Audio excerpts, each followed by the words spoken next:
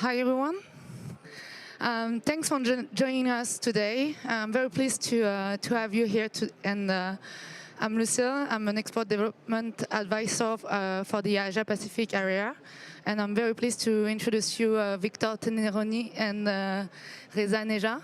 Thanks for joining us. They will talk about the perspective of sustainable cities in China. Andre, thanks. Hello. Hi, everyone. It's my pleasure to have you all here. It's our pleasure to have you all here with Reza. So today we're going to talk about the perspective for sustainable cities in China through two different scopes. One, which is that of the CVC. So Reza works for Total Energy Ventures, corporate venture arm of Total, the French company. I work for Eurazeo, which is a global technology financing firm, mostly focusing on private equity and venture capital in Europe. So first and foremost, we'll be introducing maybe the global pictures. Then we will be sharing a bit more about what our companies do with regards to sustainability in China. And last, we will share some case studies on specific topics for which we believe that China is a front runner for sustainable cities. So first and foremost, maybe a reminder for most of us is that Chinese cities today are very big and fast growing, not just the tier ones like Shanghai, Beijing, but now there's a second tier of Chinese cities that has more than 10 million inhabitants and a growing number, actually 113 that have more than 1 million inhabitants. So when considering sustainability from a city perspective, which is basically how to make cities smarter, obviously the size and the growth of the cities matter in various domains, simply the markets. Next, the infrastructure that are required to make these cities sustainable. Three, the financing. And from the financing as well, the entrepreneurial culture that stem from the companies and the universities. So today, we see all these elements in China. Chinese venture capital market is very active.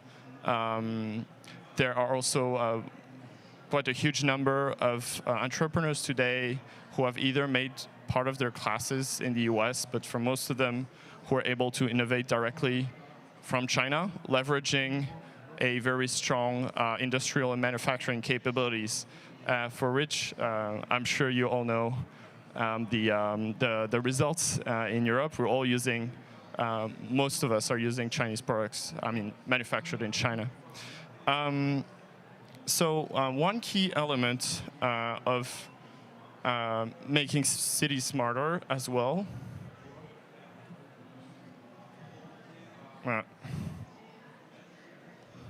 You're creating some interference. One key element is the long-term policies. So, financing is one thing. But China has been also a forerunner in creating and leveraging long-term policy and thinking to develop smart city initiatives in Chinese cities.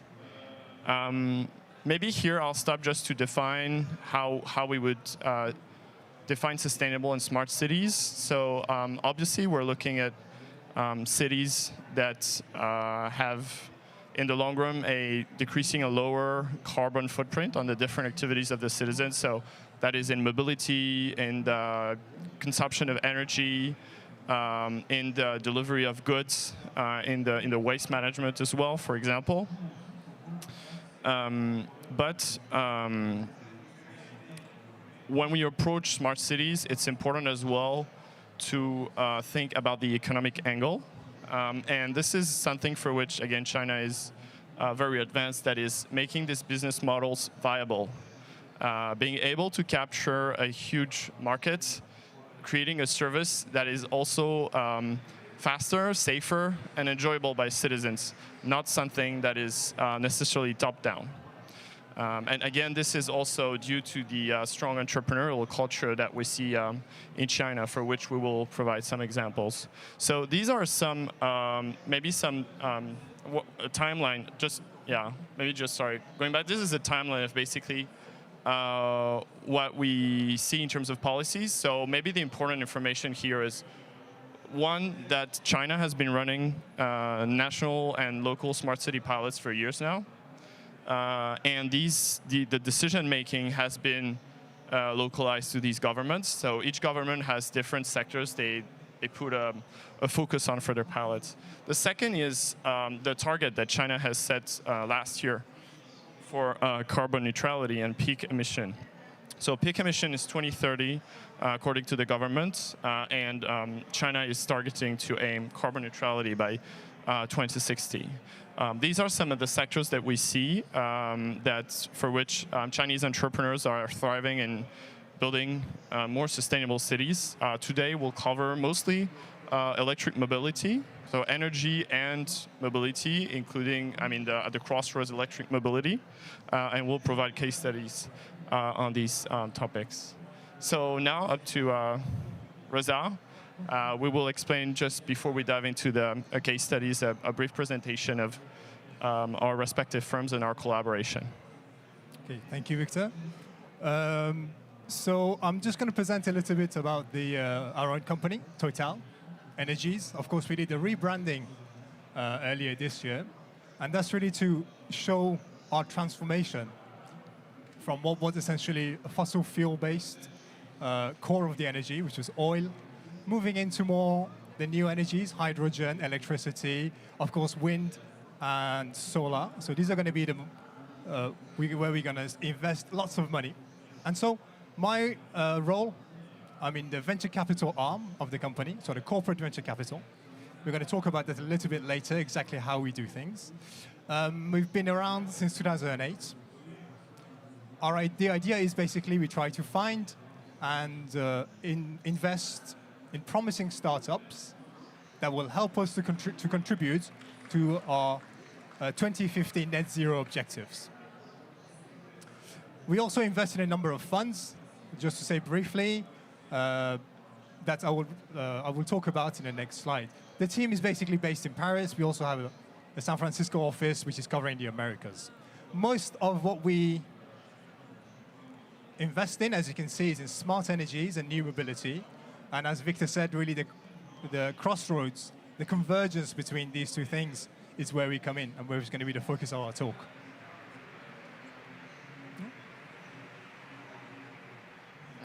Okay. So if I can just focus now on the Asia platform and our activities in Asia. We've been present from a VC perspective in China since 2007 with our partnership with Cathay Pacific. This is the Innovation Fund, which is kind of a Sino-French, and it has an American side to it as well. So the focus is really to invest in the latest technologies and innovation. We followed that up with a Neo Capital, which is more focused in the mobility sector, primarily in China. And I'm going to show you an example of some of the startups that they invest in and potentially are the trends to come in Europe later on. And we also have another fund that we are partners in, the Cathay Capital, which is more focused on the energy sector this time in China. We also have direct investments in some startups, including, importantly, G7, which is a logistics startup. It is a leading Chinese company that we're going to talk about later on. Oh, okay. Oops. Thank you. Thank you, Reza. So now to Eurazeo. So today we're going to talk about innovation and technology. So I'm just going to give you maybe the high-level figure of our group first, and then I'll switch to what we do more specifically in Asia.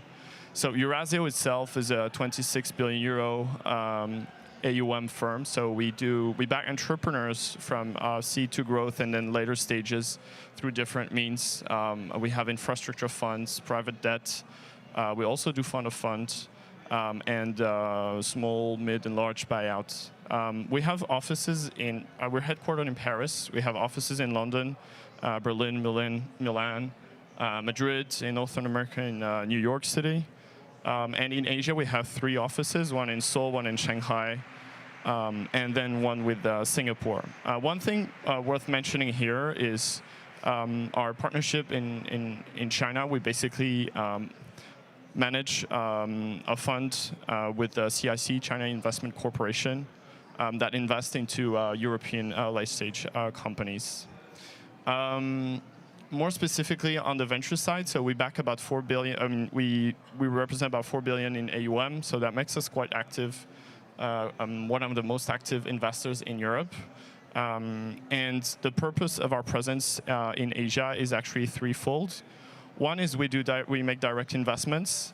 So as you can see below, these are examples of direct investments we've made, some of which we'll later talk about today.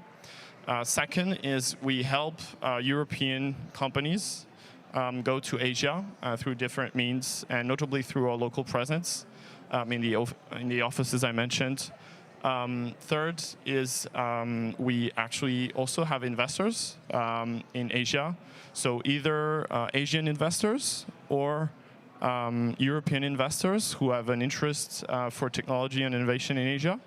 And then we basically, for our Smart City fund, we basically have a mandate to build collaborations between EU corporates, Asian corporates, and startups that we generally invest in globally. So to summarize, the best way to see it is that Eurazeo essentially is a platform with different offices that does primarily investments, but then that connects the corporations and entrepreneurs to help them expand globally. So we have I'm personally based in Singapore, where we have the office that covers the deal flow and the collaborations that we do in Asia. And more specifically today, so I'd like to talk about the partnership we have with the Total. So Total is one of our partners for our Smart City fund, and we basically co-invest, build collaborations together into entrepreneurs that we've invested in. So here are some examples. And finally, as well, we collaborate as well on the due diligence. So there is mutual intelligence when we want to invest in a company, in which actually have a open discussion about the entrepreneurs and the way we view the markets, which is why in the end we end up co-investing. This is a scheme that is not so usual for venture capital funds, but we believe it's absolutely key to backing entrepreneurs, including in Asia, is to provide them not just with money, but also with intelligence. And the best way we can provide them with intelligence is also to give them access to our network of corporations. Yeah, just on that point, I think what's important to remember is, as a big corporate, we don't only bring the financial side to it.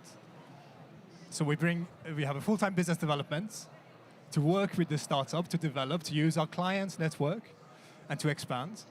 But at the same time, we look more than just financial returns. So we have a strategic interest. We want to be in certain areas. We're not in it just to earn the financial return. So I think it's kind of it's a very complementary approach, and it's clearly something that works. Totally. And for us as a financial investor, primarily, we realize that we want to back B2B businesses and industrial businesses. These require long-term investments and as well long-term thinking, and as well as partnerships with corporations. So in turn, indeed, we also have the same goal, which is that to help the entrepreneurs grow with the corporations with whom we partner. So now maybe we can, before we switch to case studies, would you like to talk about maybe the general approach that Total has in China in terms of as it views itself as a CVC, and maybe also helping the group in building local innovation? Yeah, I think partly it goes back to what we were just talking about, that partnering with the funds that are there locally, with the three different funds that I mentioned, that really allows us to, first of all, get over the problem of not being there physically, the best deals are, you got to be in the room. No one is going to call you up and say you have an amazing deal. So first of all, that is really our partnership there. It helps us a lot. And also, it provides us with different new opportunities that we may not be investing directly, but because it's through the funds, we can open other doors through our businesses and through our business network. So I think that's definitely something, perhaps we're going to talk about some of that later. Yeah. So for us, the way we view the Chinese market is basically on sustainability. Chinese entrepreneurs, we believe that today on many fields in sustainability, Chinese entrepreneurs are actually foreigners in innovation. So this trend is starting to be visible in Europe as well. So there are a couple of collaborations that are being built. But we also see it in terms of the financing data. Some of the sustainable companies that we see are able to raise rounds in the triple digits, sometimes several times during the year. And obviously, this is a huge focus for us because we want to back the category leaders. So that's our general approach to China. And to do so, we basically partner with local VCs to basically invest into the companies and then help the entrepreneurs envision their expansion to other areas such as Europe or Southeast Asia, where we have an office. So now to the case studies. So basically now we'll focus on topics that we would like to share about what makes Chinese cities more sustainable through specific businesses that we've invested in or we've collaborated with. What's the general value proposition? Why do we see or do we not see the same in Europe yet? These are kind of the topics we'll cover for each. So the first one is smart logistics and fleet management. So to you, Reza. Yeah, so I'm going to talk a little bit about G7, as I mentioned, a leading Chinese company that is in our portfolio. The problem with the logistics sector, the trucking sector, is numerous, but high cost, lack of safety, when we talk about inefficiency in operations. So these are some of the examples that exist. And what G7 is trying to do is essentially a digital freight and is kind of an, how can I say that? A software as a service provider, mixing the IoT and different AI solutions to try to do lots of where is my truck, where is my lorry, to be able to optimize that for the smaller fleets. Again, another problem for these guys, for the smaller and medium players, is the high cost of insurance. So this is something that G7, with its different solutions, tries to overcome. We don't see exactly the same thing in Europe, but G7 is having lots of success. Has been trying to talk about potential IPO, with the problem between China and the US is getting a little bit complicated, but it's having lots of success. Many different operators are using it, and there are many of these lorries that is part of the fleet. Okay, great. As well on the logistics side, so you have heavy trucks, and then inside cities, with the growth of e-commerce, we're starting to see smaller vehicles actually taking over for parcel delivery and smaller packages. It turns out that in China, and notably in one city called Shenzhen, this is at the crossroads of another revolution, if I may say, that's in the making, which is the electrification of the city. So what this company is doing is basically building a full stack platform for businesses to rent light electric vehicles, these vans, sometimes with a driver or sometimes without a driver. So their main customers are notably e-commerce companies or any companies dealing with parcels, so other logistics companies that do not have the fleet to handle the growth of their orders, because this is the pain point, one of the pain points.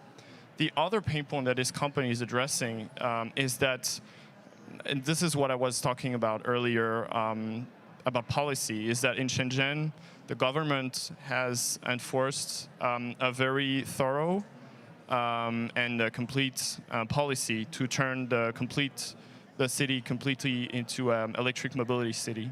So this basically goes through an array that European cities could get inspired from, which is that the city not only sponsors the purchase of electric light vehicles, it also sponsors the installation of infrastructure.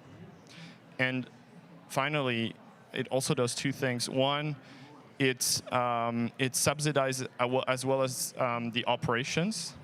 So when the electric vehicles are actually running a certain mileage, the government is actually subsidizing money to the companies owning them to incentivize them to buy more electric vehicles.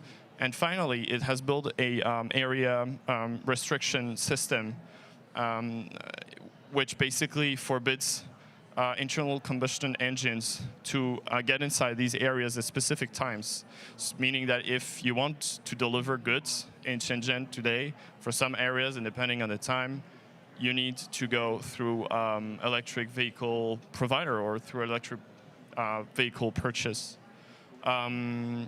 And today the city is very much advanced, and for our energy practice, it's a very interesting case study because city has about 70,000 vehicles, electric vehicles for logistics. This company, Chantier, that we invested in, is present in more than 40 cities in China. Is actually a Series C stage company that is going to be very big. And you were mentioning IoT and AI, and one of the other keys of success of the company, more on the internal sides, not necessarily on the city side, but also worth mentioning. One is the use of data collection. So they basically use hardware inside the batteries and the general vehicle that they operate, that they lease to other parties, to track the durability of the battery and the different metrics in order to then optimize basically the maintenance, meaning basically the manpower that they need to maintain, let's say, 100 vehicles. So it turns out that the company operates more than 40,000 vehicles today all over China, but has a much lower ratio of engineers to 100 vehicles because of this data collection policy that has been enforced from the beginning. The second aspect is that the batteries and the vehicles are not manufactured directly by the company, but it's actually included into collaboration with local manufacturers. And so in order to get the best batteries and the best performance, the company collaborates very heavily with manufacturers. This is also something that we think is a key to success for electric mobility in other geographies, and one of the reasons why we think that the different projects that the corporation we partner with are absolutely key to these companies basically growing outside China, potentially in other countries, or European champions to emerge as well.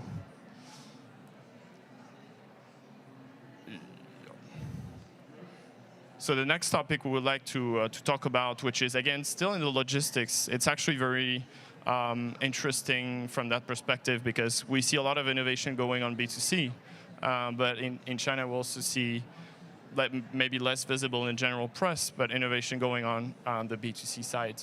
And down to logistics, it goes from heavy freight to electric light vehicles, and it goes down to smaller vehicles. So now we're going to talk first about four-wheelers and a very exciting system, which is battery as a service or battery swapping. Yeah, so in fact, the video is for later, so don't look at the video just yet. Yeah. Before I talk about the picture I put in there, I want to still talk about the trucks. So most of the industry is quite convinced that hydrogen is the way to go for heavy trucks, except that it's really expensive and the infrastructure is not there, right? The two main problems of hydrogen. So in China, they decided that actually electricity remains the cheaper option. So electric trucks are the cheaper option today than going towards hydrogen until the price comes down. So what they're experimenting with is, well, they've already got in Shanghai and in Beijing, are these swapping stations that the lorry goes there, the truck goes there. There's a massive, it's fully automatic. And the battery is swapped from the top. It sits just behind the cabin of the driver. The whole thing takes about 5 minutes. And off they go. So they can do about 200 of these swapping every day. This is something they're working on for the lorries, for the heavy vehicle section. Now, for the cars as well, this is a picture of Neo and the brand new vehicle. In fact, that is a swapping station. So you have about 20 or so battery packs there, fully automatic. The car goes in there. A robot will remove the battery pack from underneath and replace it with a new not brand new, but fully charged battery. This is something that Tesla actually experimented with. They opened the station about 5, 6 years ago. Due to perhaps cultural differences, they said it's not going to work, it's not for us. They went with a supercharger network. In China, there is a belief that there is enough room to get this to work, for swapping has a role to play. NIO will be actually coming to Europe next year. They have plans to develop a swapping station, swapping network in Norway, one of the countries which is, of course, quite well developed in the EV sector. It does introduce certain problems because you no longer own the battery. The battery is not yours. So, and also it means that whenever you go there, there needs to be a battery fully charged. So imagine if you have 20 of those batteries and suddenly you have 25 cars coming and queuing, well, it's not going to work, right?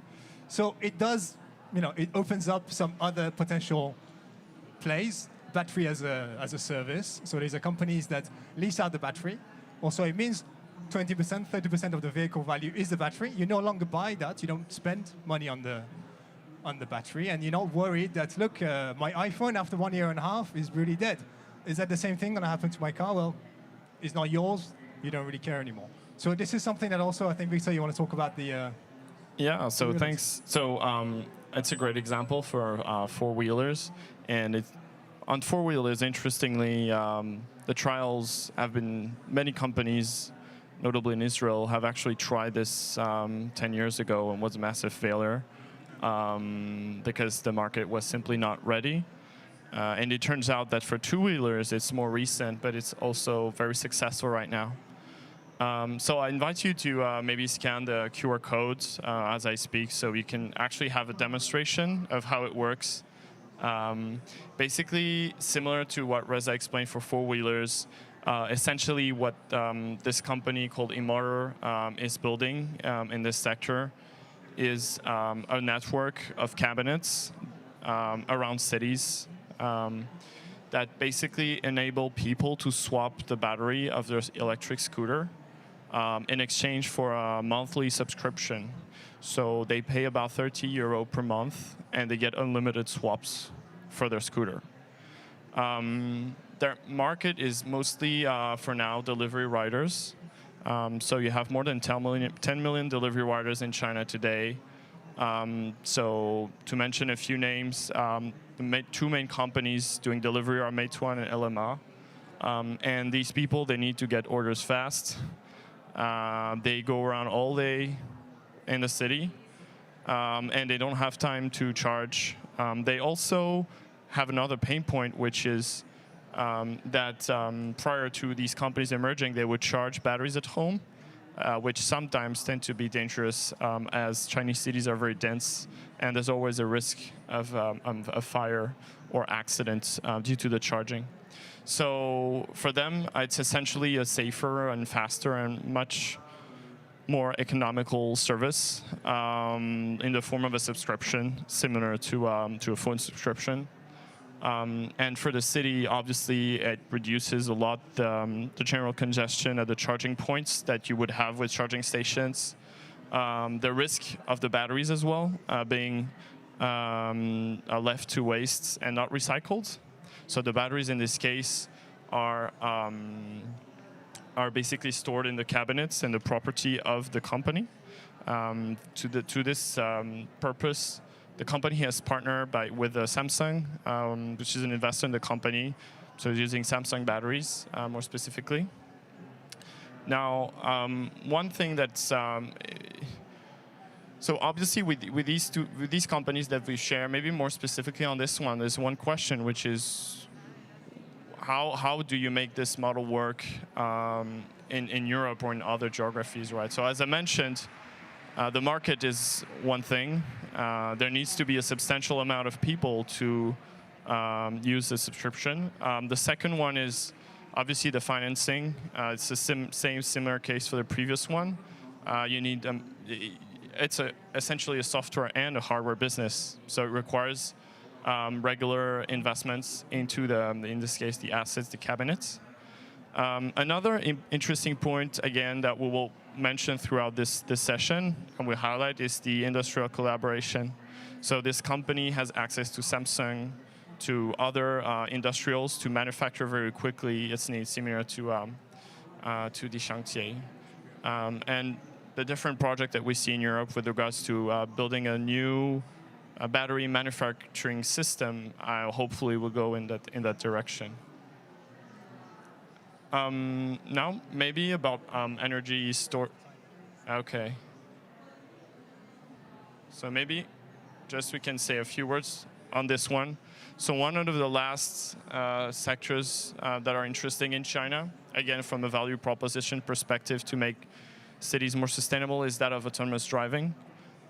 So this company called WeRide is essentially developing a full software stack for autonomous vehicles, so cars, buses, and trucks. The company for this is partnering with Renault Nissan. It is a direct investment in supplying the electric cars. Also partnering with Yutong, which is the Chinese bus manufacturer that you see on screen, and several others, companies like NVIDIA, SenseTime, the Chinese AI unicorn. And for this company and for cities, the problematic of sustainability is going down to a couple of things. One, it's going down to car ownership and the ability of the general population to drive. So more than half of the population in China, adult population, doesn't have a driver's license. So there's a need for alternative solutions to actually move people around. Public infrastructure is one of them, but as we've seen with ride-hailing, public infrastructure may be sometimes incomplete. So to that extent, autonomous driving is a solution. And I mean, the second one is also safety and comfort, because it's actually more enjoyable to move around in an autonomous car. And last but not least, cost. So this company today is across two markets, China and the US.